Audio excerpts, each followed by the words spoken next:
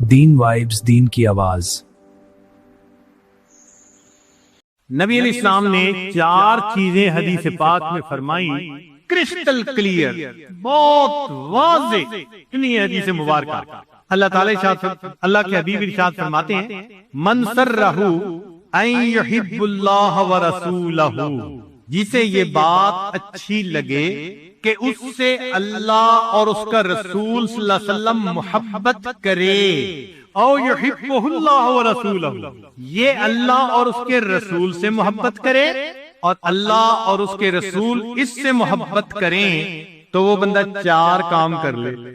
اب بتائیں کتنا واضح بتایا جا رہا ہے کہ 4 کام کرنے سے تمہارے دل میں اللہ کی محبت پیدا ہوگی اور اللہ تعالیٰ اور اس کے رسول صلی اللہ علیہ وسلم تم سے محبت کریں گے۔ اب ہونا تو یہ چاہیے کہ سالکین عہد کریں کہ ہم ان 4 باتوں پہ ڈٹ جائیں گے، زندگی میں اپنائیں گے۔ کون سی 4 باتیں؟ نبی علیہ السلام نے فرمایا، فَلْيَصْدُقْ حَدِيثَهُ إِذَا حَدَثَ، جب بات کرے تو سچ بات کرے۔ مشکل کام۔ آج بدبخت شیطان نے جھوٹ کی نفرت کو کم کرنے کے لیے اس کا نام بدل دیا، اس کا نام بہانہ رکھ دیا، اور جی میں نے بہانہ بنا لیا۔ یہ بہانہ کیا ہوتا ہے؟ جھوٹ ہوتا ہے۔ تو فرمایا کہ جو بندہ بات کرے تو سچ بولے، پہلی صفت، وَلْيُؤَدِّ أَمَانَتَهُ إِذَا اُؤْتُمِنَ، جب امانت ملے تو اس کے خیانت نہ کرے۔ آج تو امانت کو مال غنیمت کی طرح استعمال کرتے ہیں، کوئی مکان کرائے پر دے تو پھر حشر دیکھے اس کا ہوتا کیا ہے، استعمال کے لیے چیز دے دو تو پھر دیکھو اس کا کیا اجر ہوتا ہے۔ تو ہمارے اندر سے یہ بات نکلتی جا رہی ہے، امانت کیا ہوتی ہے۔ تو فرمایا کہ امانت کا خیال رکھے، یہ دوسری صفت۔ تیسری صفت، وَلْيُحْسِنْ جَوَارَهُ مَنْ جَاوَرَهُ، کہ وہ اپنے پڑوسی کے پڑوس کا خیال رکھے۔ اب اللہ تعالیٰ تو پڑوسی کے بھی خیال رکھنے کا حکم فرماتے ہیں، اور آج کے سالکین اپنی بیوی کا خیال نہیں رکھتے۔ اس سے بڑا پڑوسی کون بھائی؟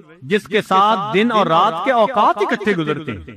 غصہ، ڈانٹ ڈپٹ، چھوٹی چھوٹی بات پہ موڈ، کئی دن نہیں بولنا، ایک گھر میں رہتے ہوئے اس طرح جیسے مشرق اور مغرب کی دوری ہوتی ہے ایک دوسرے سے، تو پھر اللہ تعالیٰ کی محبت کیسے نصیب ہوگی؟ اور شیطان بھی ایسا شیطان ہے کہ دوستوں کی مجلس میں بڑا رنگ رنگیلے، اور گھر پہنچتے ہیں کہتے ہیں حضرت پتنی کیا پارا چڑھ جاتا ہے، یہ آگ ہے، اور شیطانیت ہے جو دماغ میں سما جاتی ہے۔ اور کیا ہے؟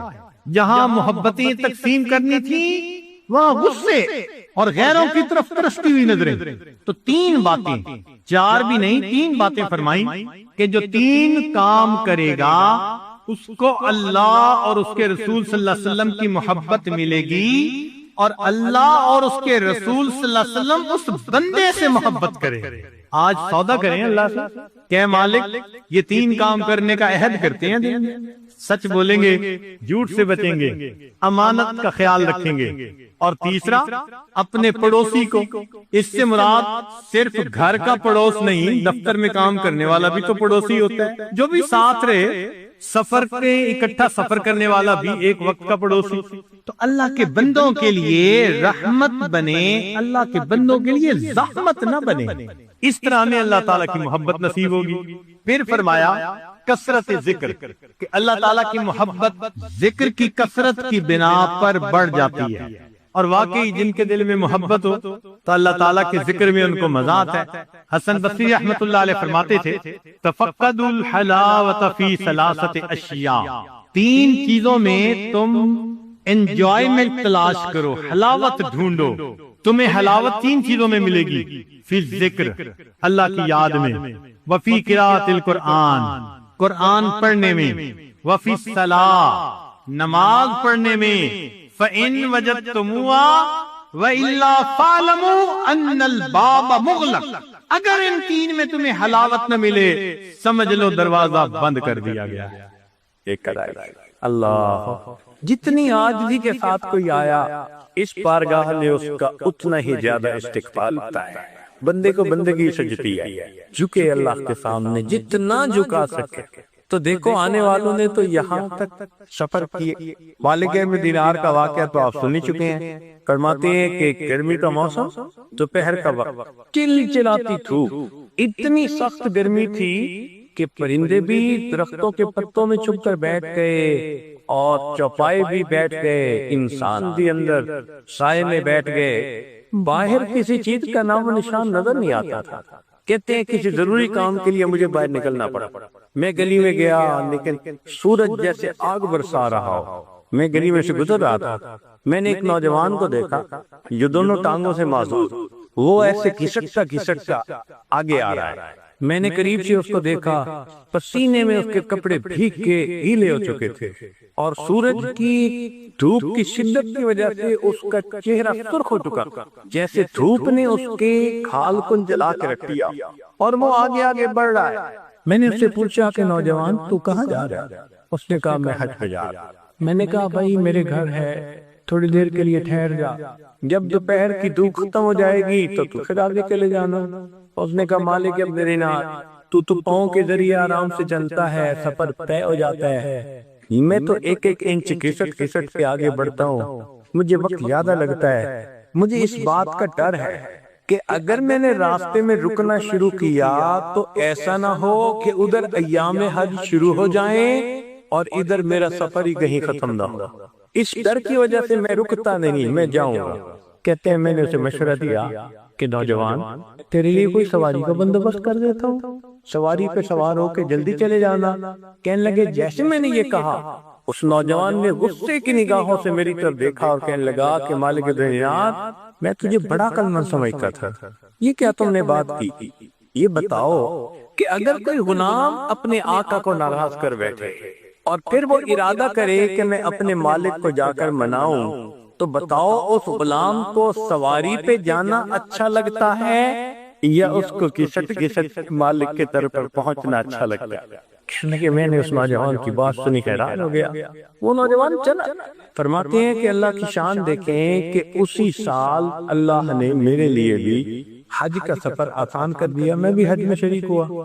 جب میں نے رمی جمار پہلے دن جب واپس عرفات پہ لوٹتے ہیں تو اس وقت کا بڑا عمل شیطان کو کنکریاں مارنا، پھر اس کے بعد قربانی کرنا، حلق کروا کے احرام اتارنا۔ کہنے لگے جب کنکریاں مار کے میں فارغ ہوا تو میں نے لوگوں کو دیکھا کہ ہجوم ہے، میں نے پوچھا کیا مسئلہ؟ ان کا یہ بات یہ ہے کہ ایک نوجوان ہے جو دعائیں مانگ رہا ہے اور سب لوگ سن رہے ہیں اس کی دعا۔ میں نے کہا یار ذرا مجھے بھی راستہ دو نا۔ انہوں نے راستہ دیا۔ کہنے لگے میں نے دیکھا وہی نوجوان ابا حج معذور نوجوان احرام باندھا ہوا ہے اور اللہ کے سامنے دعائیں کر رہا ہے اور دعا میں یہ کہہ رہا ہے کہ اللہ تیری دی ہوئی توفیق سے میں نے تیرے گھر کا دیدار کیا، میں نے مقام عرفات پہ بھی وقوف کیا، مزدلفہ میں بھی وقوف کیا۔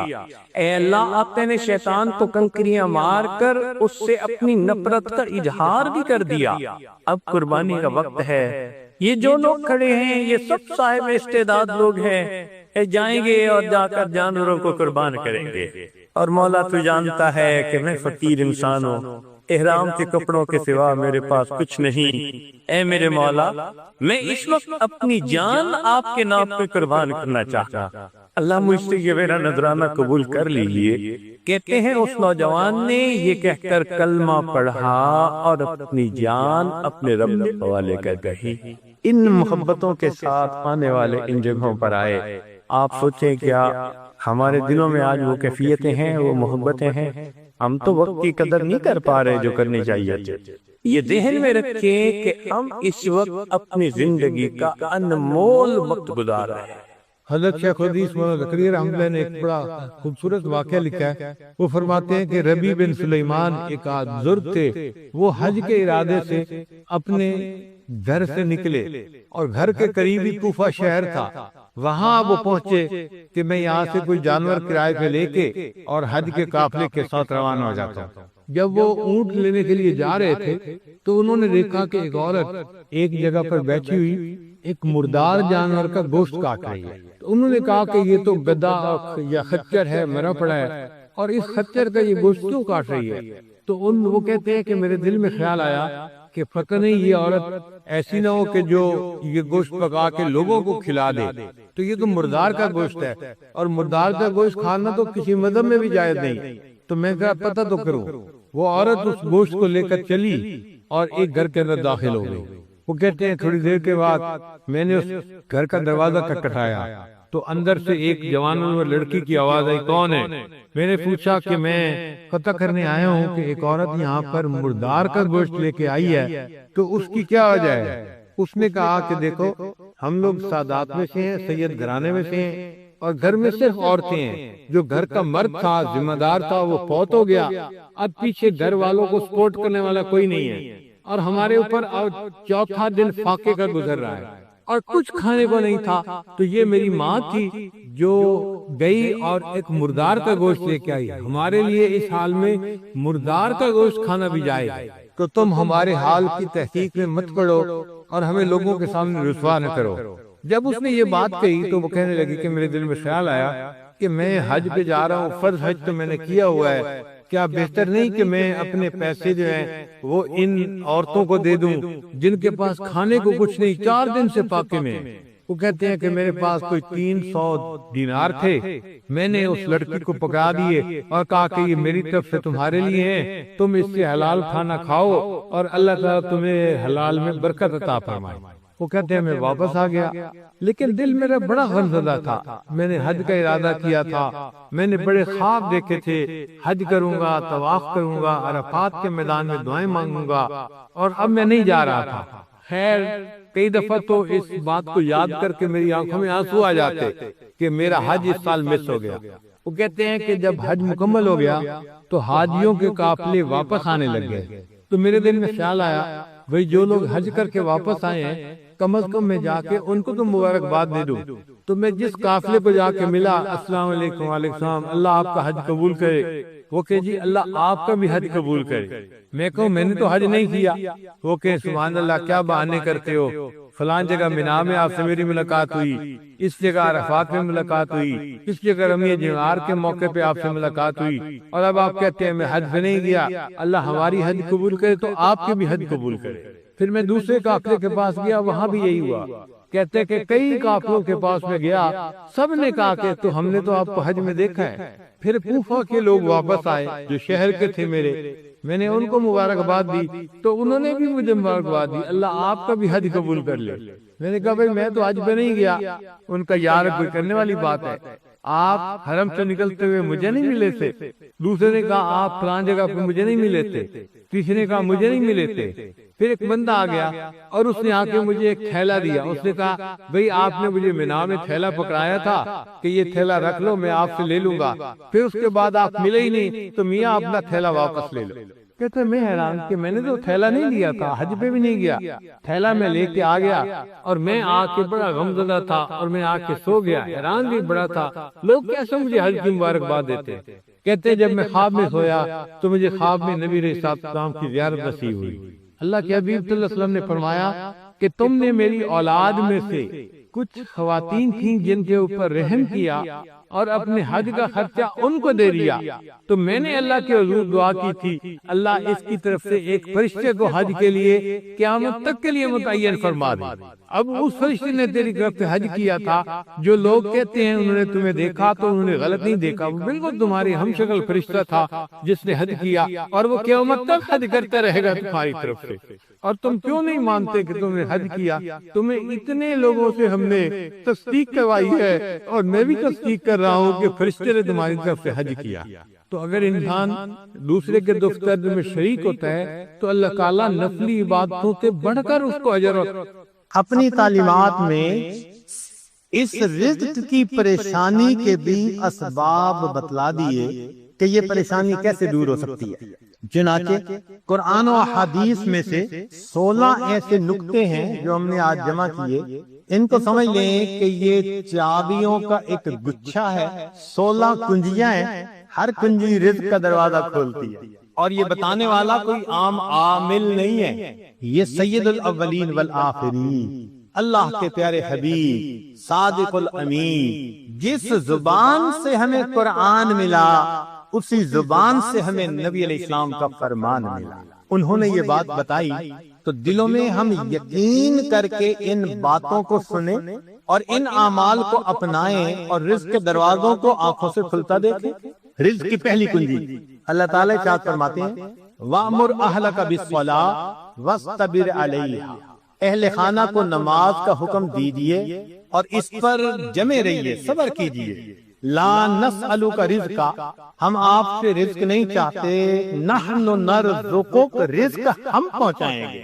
اس آیت مبارکہ میں اللہ رب العزت ایک وعدہ فرما رہے ہیں اور وہ پروردگار وعدے کو نبھانا جانتا ہے۔ تو معلوم ہوا کہ جس گھر کے سب مرد عورتیں اہتمام کے ساتھ نماز پڑھیں، ایک ہوتی ہے گنڈے دار نماز، مرد ہیں تو جماعت نماز کا اہتمام نہیں، عورتیں ہیں تو گھر کے کام مقدم، بس بھاگی دوڑی میں قضا ہوتے ہوتے نماز، ایسی نماز نہیں، اہتمام کے ساتھ نماز۔ تو جس گھر کے سب لوگ اہتمام سے نماز پڑھیں، یہ نہ ہو کہ عورت کھڑی تو مصلی پہ ہو جائے اور ہاتھ باندھ کر کپڑوں کی آپس میں کلر میچنگ کر رہی ہے، مرد مصلی پہ تو کھڑا ہو جائے اور گلی بازار کی سیریں کر رہا ہو، ایسی نماز نہیں۔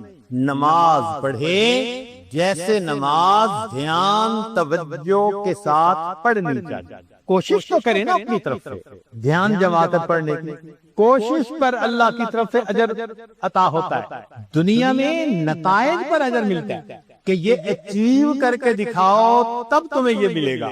اللہ فرماتے ہیں کوشش کر کے دکھاؤ۔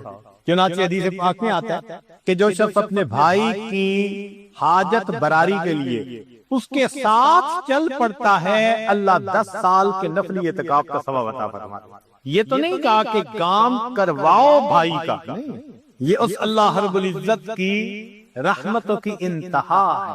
فرمایا کہ منزل تک پہنچنا تو تمہارے بس میں نہیں ہے، یہ تو مقدر کا معاملہ، ہم تو یہ دیکھیں گے قدم کون اٹھاتا ہے، چلتا کون ہے۔ تو نماز صحیح اہتمام کے ساتھ پڑھنے کی کوشش کریں، برکتوں کے دروازوں کو کھلتا دیکھیں۔ میرے مالک نے فرما دیا نحن نرزقک، ہم رزق دیتے ہیں۔ چنانچہ آپ گھر کے ہر چھوٹے بڑے کو نماز کا اہتمام سکھائیے، رزق ملنے کی قسم یہ عاجز کھا سکتا ہے۔ ماسٹر کی ہے رزق کی، کاروبار، نوکری، کوئی بھی مسئلہ ہو رزق کا، اہتمام نماز سے اللہ رب العزت مسئلوں کو حل فرما دے۔ دوسرا عمل کثرت استغفار۔ قرآن مجید میں ارشاد فرمایا فَقُلْتُ اسْتَغْفِرُوا رَبَّكُمْ إِنَّهُ كَانَ غَفَّارًا يُرْسِلِ السَّمَاءَ عَلَيْكُمْ مِدْرَارًا وَيُمْدِدْكُمْ بِأَمْوَالٍ۔ تو کثرت ذکر سے اللہ فرماتے ہیں میں مال کے ذریعے سے تمہاری مدد کروں گا۔ ایک اور حدیث پاک میں ہے من اکثر من الاستغفار جعل اللہ له من كل هم فرجا ومن كل ضيق مخرجا ورزقه من حيث لا يحتسب۔ امام قرطبی رحمۃ اللہ علیہ فرماتے ہیں گناہوں کی معافی مانگنے سے بارش ملتی ہے، اللہ رب العزت قوموں کے رزق کو وسیع فرما دیتے ہیں۔ تیسرا عمل انفاق فی سبیل اللہ، اللہ کے راستے میں نیک کاموں میں خرچ کرنا۔ چنانچہ اللہ رب العزت ارشاد فرماتے ہیں وَمَا أَنفَقْتُم مِّن شَيْءٍ فَهُوَ يُخْلِفُهُ، تم اللہ کی راہ میں جو خرچ کرو گے اس کا بدلہ مل کر رہے، ریٹرن مل کر رہتا ہے۔ یہ نہیں ہو سکتا کہ اللہ کے راستے میں خرچ کرو اور ملے نہ اس کے بدلے۔ یہ جو انفاق ہے یہ لفظ بنا نفق سے، نفق کہتے ہیں سرنگ کو، اور سرنگ میں انسان ایک طرف سے داخل ہو کر نکلتا ہے پھر دوسرا داخل ہو سکتا ہے۔ تو فرمایا کہ تمہارے پاس جو پہلا رزق ہے اس کو نکالو گے تو دوسرا آئے گا نا۔ وَمَا تُنْفِقُوا مِنْ خَيْرٍ يُوَفَّ إِلَيْكُمْ، فرمایا انفق ينفق علیہ، تم خرچ کرو اللہ تم پر خرچ کرے گا۔ عبداللہ ابن عمر اللہ عنہ فرمایا کرتے تھے ان للہ اقواما اختصهم بالنعم لمنافع العباد، اللہ کے کچھ بندے ایسے ہوتے ہیں اللہ نے ان کو اپنے بندوں کے منافع کے لیے مخصوص کر دیا، ان کی ذات سے اللہ کے بندوں کو نفع ملتا رہتا ہے، یہ ان کا چارٹر آف ڈیوٹی ہوتا ہے، جو ان کو ملتا ہے وہ ان کی اپنی ضرورت کے لیے صرف نہیں ہوتا، وہ دوسروں تک پہنچانے کے لیے ہوتا ہے۔ جو ڈاکیا ڈاک پہنچاتا رہے اس کی ترقی ہوتی رہتی ہے، اور جو ڈاک نہ پہنچائے تو اسے اپنی نوکری سے معزول کر دیتے ہیں۔ چنانچہ کتنے لوگوں کو آپ نے دیکھا ہوگا کہ بڑا اچھا کام چلا، کاروبار چلا، پھر یکدم ٹھپ۔ وجہ کیا بنی کہ جو ملا تھا وہ سارا ان کا نہیں تھا، اس میں اللہ کے لیے خرچ کرنا تھا، مسکینوں پر، بیواؤں پر، طلباء پر، دین کے راستے میں، فلاحی کاموں میں۔ یہ خزانے کے سانپ بن کر بیٹھ گئے، بینک بیلنس چیک کرتے ہیں، آج اتنے ملین اور آج اتنے ملین، اوپر سے ڈاکانی بند ہو گئے۔ کہتے ہیں جی ایک وقت تھا مٹی کو ہاتھ لگاتے تھے سونا بنتی تھی، حضرت صاحب آج تو سونے کو ہاتھ لگائے مٹی بنتا، کسی نے کچھ کر دیا۔ جی بالکل آپ نے خود ہی تو کیا ہے، آپ کی تو بہترین نوکری لگی تھی کہ اللہ کے بندوں کو ان کا حصہ پہنچاؤ۔ کتنا پہنچانا تھا؟ پورے مال میں سے 2.5%، زکوٰۃ پورے مال میں سے 2.5%۔ سبحان اللہ۔ ہم نے دیکھا لوگ چاہتے ہیں بڑے کی نوکری کریں، چنانچہ چھوٹی کمپنی کی بجائے بڑی کمپنی کی نوکری، اور بڑی کمپنی کی بجائے ملٹی نیشنل کمپنی کی نوکری کی، اور زیادہ بینیفٹ ملیں گے۔ تو کیا اچھا کہ ہم سب سے بڑے کی نوکری کریں۔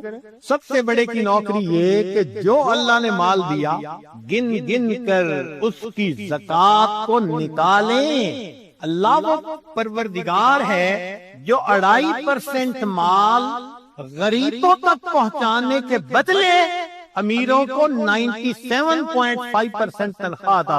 اتنا بڑا کوئی پے کرنے والا مالک دیکھا جو 97.5% تنخواہ پے کرے؟ یہ تمہاری تنخواہ ہے، اور ڈیوٹی اتنی ہے کہ 2.5% تم میرے جو محتاج بندے ہیں، ضرورت مندے ہیں، یہ تنخواہ ان تک پہنچا۔ اب جو 2.5% کو بھی لے کے بیٹھ جائے تو پھر اس کی بجائے اللہ تعالیٰ رزق کسی اور کے ذریعے سے پہنچا دے۔ رابعہ بصریہ کے پاس مہمان آ گئے، اتنی دیر میں دروازہ کھٹکھٹایا گیا، خادمہ نے کہا جی کہ کوئی بندہ کھانا لایا ہے۔ فرمان لگی گنو کتنی روٹیاں؟ اس نے کہا 9۔ کہنے لگی یہ میرا حصہ نہیں، کسی اور کا ہے، اسے کہو جاؤ۔ دوبارہ دروازہ کھٹکھٹایا، کوئی بندہ کھانا لایا ہے، روٹیاں گنو۔ اس نے کہا جی 9۔ بھئی میرا حصہ نہیں کہہ دیا، اس کو جو جاؤ کسی اور کا ہے۔ پھر تھوڑی دیر بعد تیسری مرتبہ دروازہ کھٹکھٹا، خادمہ نے کہا جی کہ پھر کوئی بندہ روٹی لایا ہے، کتنی؟ 9۔ اس نے کہا میرا حصہ نہیں، جاؤ اس کو کہہ دو چلا جائے۔ اس نے کہا کیوں نہیں لے رہی، مہمان بھی تو ہیں۔ اس نے کہا دیکھو میرے پاس آج صبح 1 روٹی تھی، سائل آیا تھا، میں نے اللہ کی رضا کے لیے 1 روٹی دے دی۔ میرے اللہ کا وعدہ ہے من جاء بالحسنۃ فلہ عشر امثالہ، 10 گنا ملے گا۔ 9 روٹیاں میری نہیں ہو سکتی۔ خادمہ نے ہاتھ جوڑ دیے، مجھے بھی بھوک لگی ہوئی تھی، 1 روٹی میں خود رکھ رہی تھی، یہ 10 ہی ہیں۔ ایسا کامل یقین اللہ کے وعدوں پر۔ حبیب اجمی رحمت اللہ علیہ، بیوی نے آٹا گوندھا، پھر تنور جلانے کے لیے لکڑیاں کاٹنے گئی، پیچھے سے سائل آ گیا۔ اس نے کہا بڑا محتاج ہوں، اللہ کے لیے کچھ دے دو۔ اللہ والوں کی عادت ہوتی ہے جب کوئی اللہ کے لیے کہتا ہے تو پھر وہ کھول دیتے ہیں اپنے دونوں ہاتھوں۔ انہوں نے وہی آٹا اٹھا کے دے دیا۔ اب بیوی لکڑیاں لے کے آئی، اس نے کہا آٹا؟ کہنے لگے میں نے روٹیاں پکنے کے لیے بھیجا، میں نے روٹیاں پکنے کے لیے بھیجا۔ ابھی ان کی بیوی نے چولہے میں آگ پوری نہیں جلائی تھی کہ اتنے میں دروازہ کھٹکھٹایا۔ بیوی نے پوچھا کون؟ کہنے والے نے روٹیاں بھی دے دی، سالن بھی دے دی۔ تو بیوی نے آ کر کہا کہ تم نے جہاں روٹیاں پکنے بھیجی تھی، پکانے والے نے سالن بھی ساتھ بھیج دیا۔ اللہ کے راستے میں خرچ کرنے کی ایک حلاوت ہے، وہ حلاوت جس کو مل جائے اس کو فکر نہیں ہوتی، سب غموں سے آزاد۔ یہ امتحان گاہ ہے، اللہ تعالیٰ اپنے بندوں پہ مختلف حالات بھیج کر ان کو آزماتے ہیں۔ کبھی خوشی دیتے آزماتے ہیں، کبھی غم دے کے آزماتے ہیں، کبھی صحت کبھی بیماری۔ تو خوشی، غمی، صحت، بیماری، نفع، نقصان، یہ 6 ایسے حالات ہیں کہ ان میں سے کوئی نہ کوئی حال بندے کے اوپر ضرور ہوتا ہے، مگر یہ سب آزمائش ہے۔ اللہ تعالیٰ خوشی دیتے ہیں آزمانے کے لیے، کیا یہ میرا بندہ شکر ادا کرتا ہے یا نہیں کرتا۔ اللہ تعالیٰ غم دیتے ہیں آزمانے کے لیے کہ یہ بندہ صبر کرتا ہے یا نہیں کرتا۔ لیکن یہ آزمائش کی جگہ ہے۔ اللہ تعالیٰ نے فیصلہ فرما دیا وَلَنَبْلُوَنَّكُمْ، اور ہم ضرور بھی ضرور تمہیں آزمائیں گے۔ تو اس لیے آزمائش کی جگہ ہے، یہاں آزمائش تو ہر بندے کی ہونی ہی ہے۔ مگر ایک نقطہ ذہن میں رکھیں کہ ہمارے مشائخ نے لکھا ہے کہ غم کے حالات میں اکثر لوگ پاس ہو جاتے ہیں، چونکہ صبر کر لیتے ہیں۔ عوام الناس بھی کہہ دیتے ہیں اللہ کی مرضی، جوان لڑکی تھی، خاوند فوت ہو گیا، اب اس سے بڑا غم اس کے لیے کیا ہو سکتا ہے؟ لیکن اس سے پوچھیں تو آگے سے جواب دے گی جو اللہ کی مرضی۔ اس کا مطلب وہ کامیاب ہو گئی کہ اس نے اللہ کی رضا پہ اپنے آپ کو راضی کر لیا۔ لیکن جو خوشی کے حالات ہیں ان میں اکثر لوگ فیل ہو جاتے ہیں کہ خوشی میں شکر ادا کرنا ان کو یاد نہیں رہتا، تو خوشی زیادہ مشکل امتحان ہے بنسبت غم کے۔ تاہم صحت ہو یا بیماری ہو، انسان ہر حال میں اپنے رب سے راضی رہے۔ جو آج کی حکم ہے اس میں فرماتے ہیں کہ جب تک تو اس دنیا میں ہے قدورتوں کے پیش آنے کو کچھ عجب خیال نہ کر، یہ اس پہ تعجب نہیں ہونا چاہیے کہ جی ہمیں پریشانی آ گئی ہے، جو پریشانیوں کا گھر، تو پریشانی تو آنی ہے۔ تو جب تک تو اس دنیا میں ہے قدورتوں کے پیش آنے کو کچھ عجیب خیال نہ کر، کیونکہ دنیا نے اسی چیز کو ظاہر کرنا ہے جو اس کا وصف ہے، یعنی برتن سے وہی نکلتا ہے جو برتن کے اندر موجود ہوتا ہے۔ کل اناء یترشح بما فیہ۔ اب دنیا میں چونکہ ہے ہی قدورتیں، وہ قدورتیں ہی ظاہر ہوں گی، پریشانیاں ہی ظاہر ہوں گی، یہ ہے جو پریشانی کا گھر۔ وہ جگہ جہاں کوئی پریشانی نہیں اس جگہ کو جنت کہتے ہیں، اور وہاں ابھی داخل نہیں ہوئے۔ جب جنتی جنت میں داخل ہونے لگیں گے تو وہ کہیں گے الحمدللہ الذی اذھب عنا الحزن، سب تعریفیں اس اللہ کے لیے ہیں کہ اب ہم سے حزن چلا گیا، غم چلا گیا۔ جنت میں کوئی غم نہیں ہوگا، کوئی پریشانی نہیں ہوگی۔ تو دنیا تو ہے ہی پریشانیوں کا گھر، اس لیے دنیا میں اگر کوئی پریشانی آئے تو اس پہ بہت پریشان ہونے کی ضرورت نہیں ہوتی، اس کو برداشت کر لینا چاہیے، یہ سوچتے ہوئے کہ یہاں تو یہ سب کچھ ہوگا ہی صحیح۔ صحابہ کرام ایک فقرہ اکثر کہا کرتے تھے کہ استقبال المصائب بالتجمل، کہ جب مصیبتیں آئیں تو ان کو اچھے طریقے سے ان کا استقبال کرو، ومواجہۃ النعم بالتذلل، اور اگر اللہ تعالیٰ نعمتیں عطا کرے تو بڑی عاجزی کے ساتھ ان نعمتوں کو آپ حاصل کریں۔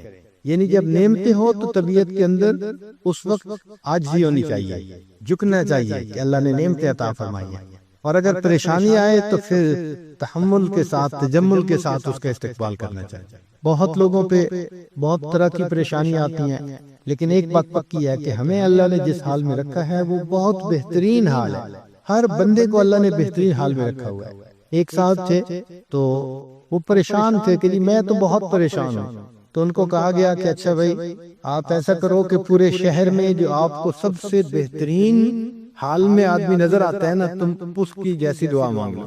وہ پورے شہر میں گیا، اس کو ایک جگہ ایک جیولر نظر آیا جس کی دکان پہ گاہکوں کا تانتا بندھا ہوا تھا، بہت لوگ تھے خریدار، اور وہ اپنی جیولری بیچ رہا تھا، پیسے کما رہا تھا، اور اس کے 4-5 بیٹے تھے جو بہت خوبصورت نوجوان جو اس کا ہاتھ بٹا رہے تھے۔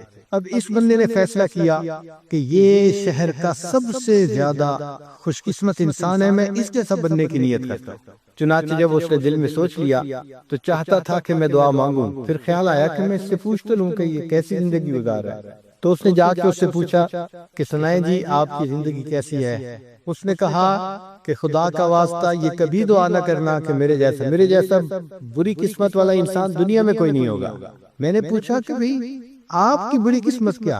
اتنا آپ کے پاس مال ہے، پیسہ ہے، عزت ہے لوگوں کی نظر میں، اتنا بڑا مکان ہے اور ہر چیز کی آپ کے پاس سہولت ہے، تو آپ کہتے ہیں کہ میرے جیسا بدقسمت کوئی نہیں ہوگا؟ اس نے کہا ہاں، جو میرے ساتھ گزر رہی ہے وہ میں نہیں بتا سکتا۔ اس نے کہا پھر بھی بتا کیا ہوا؟ اس نے کہا کہ میں تھوڑا کام کرتا تھا، کام اتنا زیادہ شروع میں نہیں تھا، تو ایک موقع پہ بیمار ہو گیا۔ اب جب بیمار ہو گیا تو نہیں، میرا کام اچھا چل رہا تھا، ایک موقع پہ میری بیوی بیمار ہو گئی۔ اب جب وہ زیادہ بیمار ہوئی تو میں اس کے پاس اس کی عیادت کے لیے بیٹھا ہوا تھا، اور میں اس سے محبت کی باتیں کر رہا تھا کہ مجھے آپ سے اتنی محبت ہے اور اتنی ہے۔ وہ خوبصورت تھی، اچھی شکل کی تھی۔ اس دوران اس نے مجھے کہا کہ ہاں میں تو اب مر رہی ہوں، تو میں جیسے ہی مروں گی تو دوسری شادی کرے گا اور تو اپنی زندگی گزارے گا، مجھ سے تمہیں کیا ہے؟ کہتے ہیں کہ میں نے اسے کہا کہ نہیں میں تمہارے بعد دوسری شادی نہیں کروں گا۔ تو اس نے کہا کہ اچھا میرے بعد دوسری شادی نہیں کرو گے، اس کی کوئی مجھے یعنی کوئی ثبوت پیش کرو۔ کہتے ہیں کہ اس کی محبت میں اس قدر گرفتار تھا کہ ہمارے قریب کوئی حکیم رہتا تھا، تو میں نے اس سے جا کے کہا کہ مجھے کوئی ایسی دوائی کھانی ہے کہ جس کے بعد میرے اندر عورت کی جو طلب ہے وہ ہی ختم ہو جائے، شہوت ہی ختم ہو جائے۔ تو اس نے مجھے ایک دوائی دے دی اور میں نے اس بیوی کو دکھا کے وہ دوائی کھا لی۔ اس کو کھانے کے بعد میں نامرد ہو گیا، مگر اللہ کو منظور تھا، بیوی صحت مند ہو گئی، اب جب کچھ عرصہ وہ صحت مند رہی تو اس نے مجھ سے مطالبہ شروع کر دیا کہ بھئی تم میرے خاوند ہو تو میری ضرورت کو پورا کرو۔ اب میں ضرورت پورا کرنے کے قابل نہیں تھا، تو وہ پھر اس کے اندر بغاوت آ گئی، وہ دین سے بھی دور ہو گئی اور اس نے ادھر ادھر حرام کے تعلقات پیدا کر لیے۔ تو کہتے ہیں کہ یہ جو 5 بیٹے تمہیں نظر آ رہے ہیں یہ میرے نہیں ہیں، یہ میری بیوی کے ہیں، مگر ہیں غیر مردوں سے۔ اب میں جب ان 5 کی شکلیں آنکھوں سے دیکھتا ہوں نا روزانہ بیٹھ کے، تو جو میرے دل سے گزرتی ہے تم اس کی تکلیف کا اندازہ نہیں لگا سکتے۔ تو کبھی دعا نہ کرنا کہ تم میرے جیسے بن جاؤ، اللہ تمہاری قسمت اچھی کرے، میرے جیسی نہ کرے۔ تو دیکھو اس بندے نے اپنی طرف سے سمجھا تھا کہ یہ سب سے دنیا یعنی شہر کا خوش قسمت انسان ہے، اور اس کو کیا پتا تھا کہ اس انسان کے ساتھ کیا بیت رہی ہے، اس کے دل پہ کیا دکھ ہے، کیا غم ہے۔ تو ہر بندہ سمجھتا ہے کہ جی بس میں بہت دکھی ہوں، دوسرے تو سب اچھے ہیں۔ نہیں، ہر ایک کی اپنی زندگی ہوتی ہے۔ بس اللہ سے یہ دعا مانگو کہ اللہ نے ہمیں جس حال میں رکھا ہے اللہ ہمیں صبر کی توفیق عطا فرمائے، شکر کی توفیق عطا فرمائے۔ اللہ نے ہمیں بہترین حال میں رکھا ہوا ہے۔ سچی بات تو یہ ہے کہ ہم نے تو دنیا کے اندر آ کے غم کو دیکھا ہی نہیں ہے۔ سچی بات کروں نا، ہم نے تو غم کو دیکھا ہی نہیں ہے۔ یہ چھوٹی موٹی چیزیں یہ کیا ہوتی ہیں، اس کو غم تھوڑا کہتے ہیں۔ جو دنیا میں لوگوں پہ غم بیتے ہیں، اگر کبھی اس کی سٹوریاں سننے لگے تو حیران ہی ہو جائیں۔ کتابوں میں واقعہ لکھا ہے کہ ایک عورت تھی، طواف کر رہی تھی اور طواف کے دوران کہتی تھی اللہ میں اس حال میں بھی آپ سے راضی، اے اللہ میں اس حال میں بھی آپ سے راضی۔ تو ایک آدمی نے یہ سنا تو بڑا حیران ہوا، اس نے اس سے پوچھا کہ تو کیوں کہتی ہے کہ میں اس حال میں بھی آپ سے راضی، میں اس حال میں بھی آپ سے راضی؟ اس نے کہا کہ میں طواف ختم کر لوں گی نا تو میں تمہیں اپنا واقعہ سناؤں گی۔ چنانچہ اس عورت نے اپنا واقعہ سنایا کہ میرے 3 بچے تھے، میں گھر کے اندر ایک دن تنور پہ روٹیاں پکا رہی تھی، تو میرے بڑے 2 بچے جو تھے وہ گھر میں کھیل رہے تھے کمرے میں، اچانک مجھے شور کی آواز آئی۔ تو وہ کہتی ہے کہ میں نے جب شور سنا تو میں وہیں سب کچھ چھوڑ کے تنور پر آٹا روٹیاں تو میں کمرے کی طرف بھاگی۔ جب کمرے گئی تو میں نے ایک عجیب تماشا دیکھا کہ اس سے 1-2 دن پہلے میرے خاوند نے گھر میں بکری کو ذبح کیا تھا، اور جس چھری سے بکری کو ذبح کیا تھا وہ اس نے کمرے میں رکھی تھی۔ تو میرے دونوں بچے کھیلتے کھیلتے ان میں سے ایک نے دوسرے کو کہا کہ تمہیں پتہ ہے کہ ابو نے بکری کو کیسے ذبح کیا تھا؟ تو دوسرا کہتے ہیں مجھے تو نہیں پتا۔ وہ کہتے ہیں اچھا آؤ میں تمہیں بتاتا ہوں کہ کیسے ابو نے ذبح کیا تھا۔ تو میرا درمیان والا بیٹا جو تھا وہ زمین پر لیٹ گیا اور بڑے لڑکے نے اس چھری کو اٹھا لیا۔ اب وہ چھوٹا بچہ تھا اور اس کو پتہ نہیں تھا کہ چھری کتنی تیز ہے، چنانچہ اس نے اس کے گلے پہ جو چھری چلائی تو گلا تو فوراً کٹ گیا اور خون کا فوارہ چھوٹنے لگا۔ اب جب خون نکلا تو شور ہوا اور میں بھاگی ہوئی آئی تو میں نے دیکھا کہ میرا بچہ خون میں لت پت پڑا تھا اور اس کی جان نکل چکی تھی۔ اب میں نے سوچا کہ میرا بڑا بیٹا کہاں ہے جس نے یہ حرکت کی تھی؟ وہ ڈر کے بھاگ گیا تھا اور کہیں چھپ گیا تھا۔ کہنے لگی میں نے اسے دوسرے کمروں میں دیکھا تو کہیں نظر نہیں آیا۔ جب صحن میں آئی تو وہاں میں نے تنور کے لیے کچھ لکڑیاں رکھی ہوئی تھیں، ان لکڑیوں کے پیچھے وہ جا کے چھپا تھا۔ کہنے لگی میں نے پیچھے سے اس کو جا کے جب دیکھا تو اس نے مجھے کوئی جواب نہیں دیا۔ جب میں قریب گئی تو مجھے پتا چلا کہ اس جگہ کے اوپر ایک سانپ بیٹھا ہوا تھا۔ یہ بچہ چھپنے کے لیے جب لکڑیوں کے پیچھے گیا، سانپ نے اس کو ڈسا اور یہ بھی وہاں مرا پڑا تھا۔ کہتے میں اس کی لاش اٹھا کے لائی، ایک بچے کو ایک چارپائی پہ لٹایا اور دوسرے بچے کو دوسرے چارپائی پہ لٹایا۔ پھر اس کے بعد میں نے فیل کیا کہ میرا تیسرا چھوٹا بیٹا جو کرالنگ کرتا تھا، رینگتا تھا، وہ کہاں ہے؟ وہ مجھے نظر نہیں آ رہا تھا۔ کہنے لگی میں اٹھ کے جب تنور کی طرف آئی تو میں نے دیکھا کہ اس نے کرال کیا اور وہ تنور کے اندر گر چکا تھا۔ تو میں نے اپنے زندہ بیٹے کو آگ کے اندر پورا جلتا ہوا دیکھا اور وہ بھی فوت ہو گیا تھا۔ تو میں نے تینوں بیٹوں کی لاشوں کو چارپائی پہ رکھا، پھر ان کو نہلایا، ان کو کفن دیے۔ جب تینوں کے جنازے ایک دن میں گھر سے نکلے تو میں عمرے کے ارادے سے آ گئی۔ اب میں طواف کر رہی ہوں اور اپنے اللہ کو کہہ رہی ہوں اے اللہ میں اس حال میں بھی آپ سے راضی ہوں۔ آپ ذرا غور کیجئے نا اس ماں کے دل پہ کیا بیتی ہوگی کہ ایک دن میں جس کے 3 بیٹوں کا جنازہ گھر سے نکلے اور پھر وہ طواف کرتے ہوئے کہہ رہی ہے اے اللہ میں اس حال میں بھی آپ سے راضی ہوں۔ تو ہم نے کہاں غم دیکھے ہیں، کہاں تکلیفیں دیکھی ہیں؟ ہم نے نہیں دیکھی۔ ہمیں تو اللہ نے بہت سہولت کی زندگی دی ہے، بہت آسانیوں کی زندگی دی ہے۔ ہم تو جتنا شکر ادا کریں اتنا کم بنتا ہے۔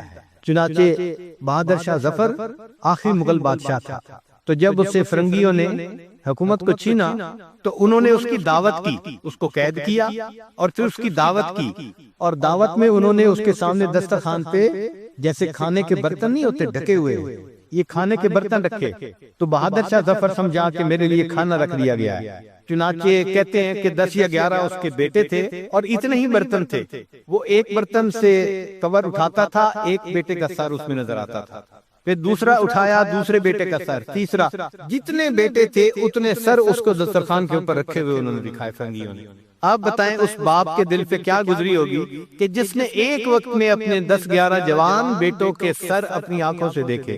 اسی پر تو اس نے اشعار لکھے تھے، نہ کسی کی آنکھ کا نور ہوں، نہ کسی کے دل کا قرار ہوں، جو کسی کے کام نہ آ سکے میں وہ ایک مشت غبار ہوں۔ کوئی مجھ پہ دیپ جلائے کیوں، کوئی مجھ پہ پھول چڑھائے کیوں، کوئی مجھ پہ آنسو بہائے کیوں، میں وہ بے کسی کا مزار ہوں۔ میرا رنگ روپ بدل گیا، میرا یار مجھ سے بچھڑ گیا، جو چمن خزاں سے اجڑ گیا میں اسی کی فصل بہار ہوں۔ تو چمن خزاں سے اجڑے ہیں اس دنیا میں، ہمیں کیا پتا کیا کیا ہوا ہے دنیا میں، ذرا حالات تو پڑھ کے دیکھیں۔ بادشاہوں کے پورے خاندان کو ان کے سامنے ذبح کیا گیا۔ آپ کبھی کربلا کے حالات دیکھیں نا کہ سیدنا حسین رضی اللہ تعالیٰ عنہ نے اپنے خاندان کے لوگوں کے نوجوانوں کو اپنی آنکھوں کے سامنے شہید ہوتے دیکھا۔ کوئی آسان کام نہیں ہوتا۔ ہمارے گھر کے چھوٹے سے بچے کو کوئی خراش آ جائے نا، ہمارا دل تڑپ اٹھتا ہے اور ہم بار بار فون کر کے پوچھ رہے ہوتے ہیں، ڈاکٹر کے پاس پہنچ گئے، ڈاکٹر نے ٹریٹمنٹ دے دی، ڈاکٹر نے کیا کہا، جب تک تسلی نہیں ہو جاتی اس وقت ہم پوچھتے رہتے ہیں۔ ایک چھوٹی سی خراش آئی ہے اور وہاں تو زندگیوں کے معاملات ہو گئے۔ تو ہم نے تو سچی بات ہے غم کو دیکھا ہی نہیں ہے، سچی بات یہی ہے۔ یہ چھوٹے موٹے حالات جو گھروں میں پیش آ جاتے ہیں یہ کوئی غم تھوڑا ہے، یہ تو دنیا ہے، اور دنیا میں تو یہ ہوگا۔ اگر کوئی بندہ بس کے اندر سفر کرے اور پھر کہ جی مجھے تو جھٹکے لگ رہے ہیں، تو بھائی بس کے اندر بیٹھ کے سفر کرو گے تو جھٹکے تو لگیں گے۔ کوئی ہوائی جہاز کے اندر آپ تھوڑا سفر کر رہے ہیں کہ جو بالکل سموتھ فلائٹ ہوگی، بس ہو اور کچی سڑک ہو تو جھٹکے تو لگتے ہی ہیں۔ یہ دنیا کا بھی معاملہ ایسا ہی ہے کہ یہ دنیا کی بس ہے، زندگی کی بس ہے، اور دنیا کی یہ کچی سڑک ہے جس کے اوپر جھٹکے ہر کسی کو لگتے ہیں۔ ہر بندہ یہاں پریشان، آج ایک پریشانی کل دوسری پرسوں تیسری، اور انسان لگوٹ باندھ کے نکلتا ہے کہ اب میں پریشانیوں کو ختم کر دوں گا، پہلی ختم ہوتی ہیں نئی اوپر سے اور آ جاتی ہیں۔ تو ہم پریشانیوں کو ختم بھی نہیں کر سکتے، بس ایک ہی اس کا حل ہے کہ ہم ان پریشانیوں کے اوپر صبر کریں۔ ہاں پریشانیاں اللہ سے مانگنی نہیں چاہیے، ہم پریشانیوں کے قابل نہیں، آزمائش کے قابل نہیں ہیں، ہم پریشانیاں مانگے نہیں، لیکن اگر آ جائیں اللہ کی طرف سے تو بس اس پر صبر کریں۔ صبر دو طرح کا ہوتا ہے، ایک ہوتا ہے کہ صبر علی الاطاعہ، اطاعت کے لیے صبر کرنا۔ مثال کے طور پہ نیند بہت آ رہی ہے اور دل چاہتا ہے کہ سو جائیں، اور تہجد کی نماز جانے والی ہے یا فجر کی جماعت جانے والی ہے، تو انسان اٹھتا ہے اس وقت۔ اب یہ جو مشقت اٹھانی پڑتی ہے نا اٹھنے کی، اس کو صبر علی الاطاعہ کہتے ہیں، کہ یہ اطاعت کے لیے انسان کو صبر کرنا پڑا۔ تو اطاعت کے لیے، نیکی کرنے کے لیے بھی بندے کو صبر کرنا پڑتا ہے۔ جیسے آپ لوگ روزے رکھ رہے ہیں، اب روزے کا رکھنا یہ مشقت ہوتا ہے، پیاس ہوتی ہے اور بھوک ہوتی ہے، مگر برداشت کرنی پڑتی ہے، اس کو صبر علی الاطاعہ کہتے ہیں۔ اور ایک ہوتا ہے صبر عن المعصیہ، کہ گناہوں سے رکنے کے لیے صبر کرنا۔ مثلا ایک آدمی پر شہوت تو سوار ہے مگر وہ اس ٹیمپٹیشن کو برداشت کرتا ہے، کوئی گناہ کا کام نہیں کرتا، تو یہ صبر عن المعصیہ ہے۔ جیسے سیدنا یوسف علیہ السلام کو زلیخا نے کہا تھا قالت ہی تلک قال معاذ اللہ، انہوں نے کہا تھا میں اللہ کی پناہ مانگتا ہوں، میں یہ گناہ نہیں کر سکتا۔ تو یہ دو طرح کا صبر ہے جو بندے کو کرنا پڑتا ہے، نیکی کرنے کے لیے صبر کرنا پڑتا ہے اور گناہوں سے بچنے کے لیے صبر کرنا پڑتا ہے۔ لیکن یہ جو صبر کرنے والے ہیں ان کو اللہ کی طرف سے بہترین اجر ملے گا۔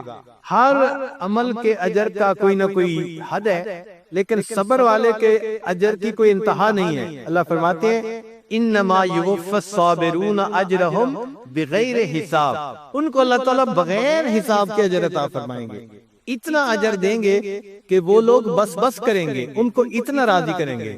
اس لیے جنتی جب جنت میں داخل ہوں گے تو فرشتے چاروں طرف سے ان کا استقبال کرنے کے لیے آئیں گے۔ والملائکۃ یدخلون علیہم من کل باب سلام علیکم بما صبرتم، وہ کہیں گے تم پر سلامتی ہو، تم نے دنیا کے اندر صبر کیا، گناہوں سے بچنے کے لیے بھی صبر کیا، نیکی کرنے کے لیے بھی صبر کیا، بما صبرتم فنعم عقبی الدار، تو سلامتی ہو سلامتی ہو، ان کو فرشتے کہیں گے۔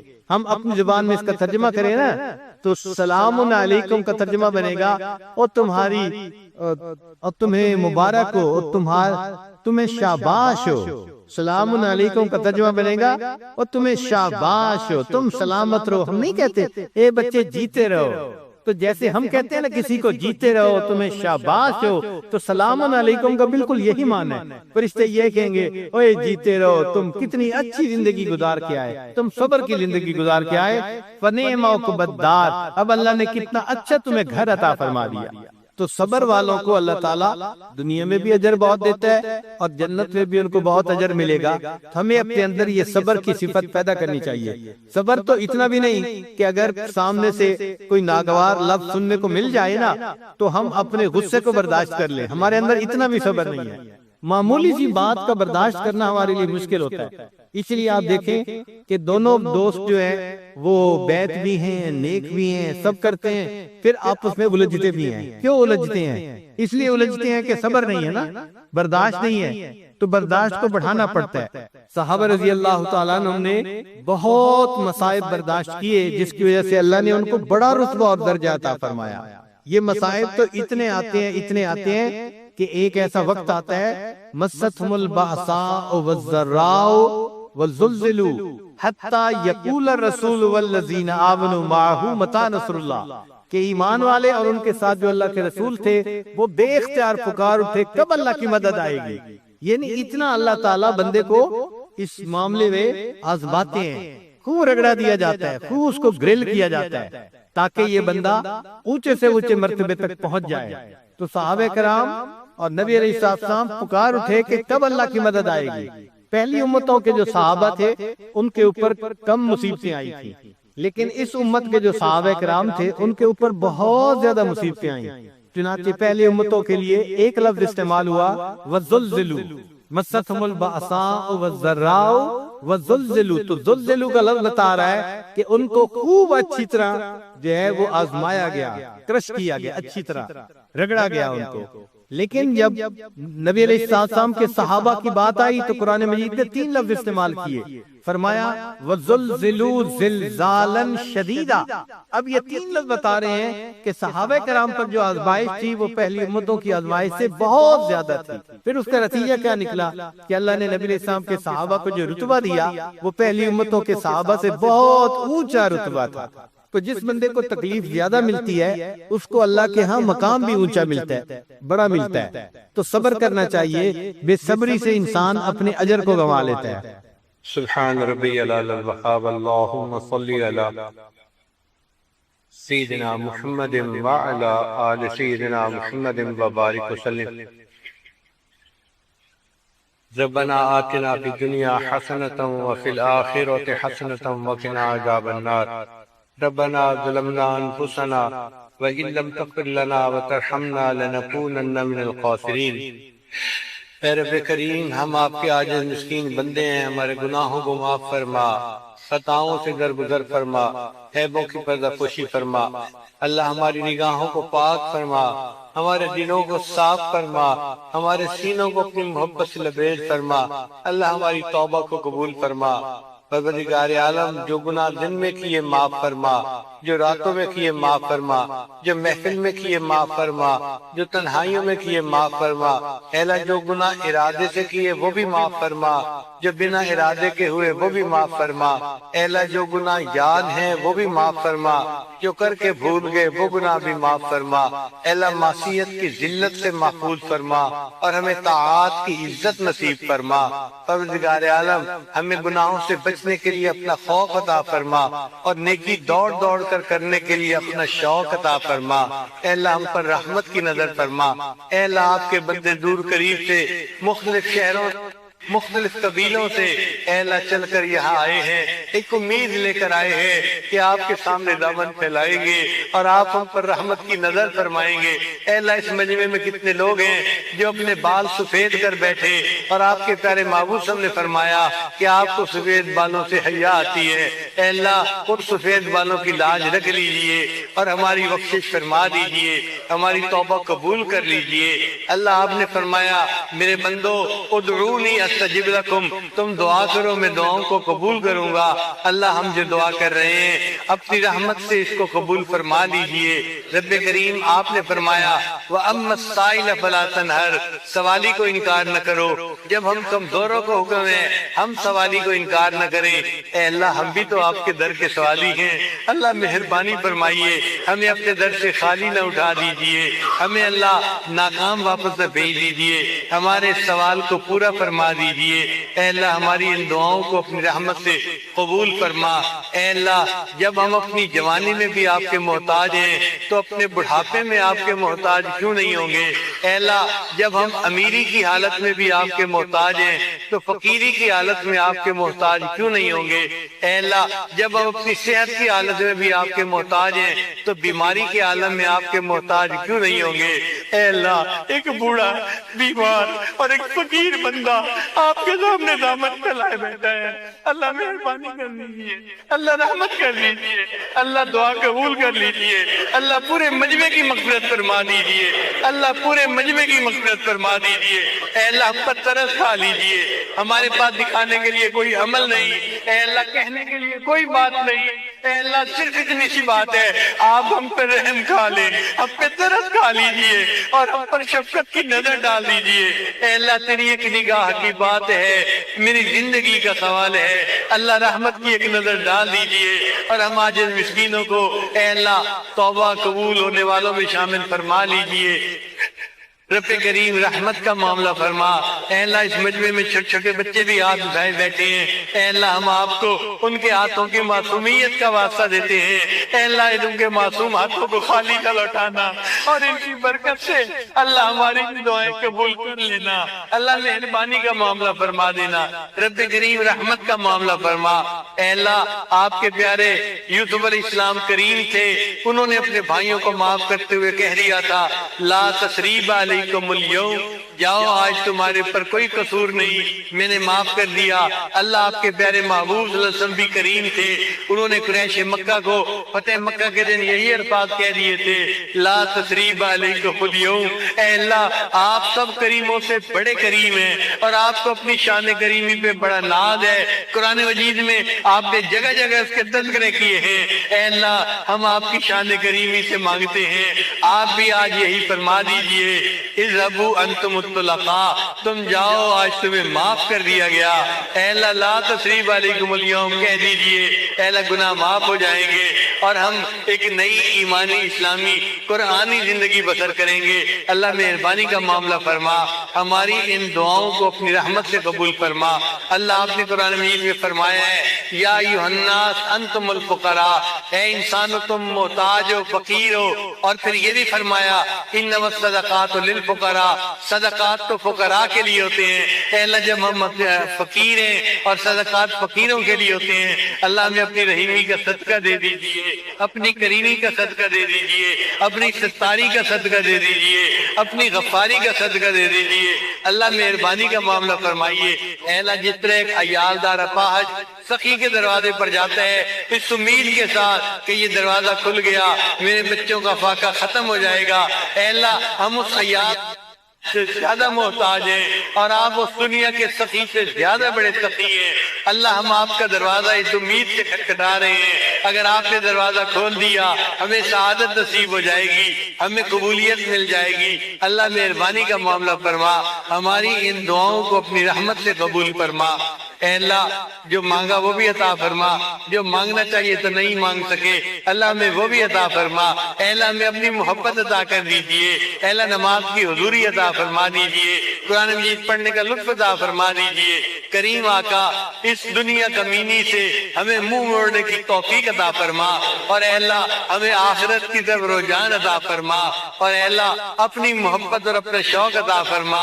پروردگار عالم خداوندہ مقصود من تو ہی رضائے تو، اے اللہ آپ ہی ہمارا مقصود ہے اور آپ کی رضا ہی ہمارا مطلوب ہے۔ اللہ اپنی رضا عطا فرما دیجئے، ہم پر رحمت فرما دیجئے، مہربانی کی نظر فرما دیجئے۔ اے اللہ آپ نے اپنے دو انبیاء کو فرعون کے پاس بھیجا اور انہیں فرمایا فَقُولَا لَهُ قَوْلًا لَيِّنًا کہ فرعون کے ساتھ نرم گفتگو کرنا، نرم رویہ اختیار کرنا۔ اے اللہ وہ فرعون جو انا ربکم الاعلیٰ کا دعویٰ کرتا تھا، اس کی طرف آپ انبیاء کو بھیجتے ہیں اور نرم رویے کا حکم فرماتے ہیں۔ اے اللہ یہ جتنے لوگ یہاں مسجد میں ہیں یہ روزانہ سجدے میں سر ڈال کر سبحان ربی الاعلیٰ کی گواہیاں دیتے ہیں۔ اے اللہ آپ ہمارے ساتھ نرمی کا رویہ کر لیجئے، ہمارے گناہوں کو بخش دیجئے، اللہ ہمیں معاف کر دیجئے، اللہ مہربانی فرما دیجئے، ہم پر کرم کی نظر فرما، مہربانی کا معاملہ فرما، ہماری ان دعاؤں کو اپنی رحمت سے قبول فرما۔ اے اللہ دور قریب سے بڑے بڑے علماء بھی تشریف لائے ہیں، مشائخ بھی تشریف لائے ہوئے ہیں۔ اے اللہ ان کے اختیاراتوں کی لاج رکھ لیجئے اور ان کی برکت سے اللہ ہم سب گناہگاروں کی دعاؤں کو قبول فرما لیجئے۔ اے اللہ کچھ دوستوں نے دعاؤں کے پیغامات دیے، خط لکھے، فون کیے، میسج کیے۔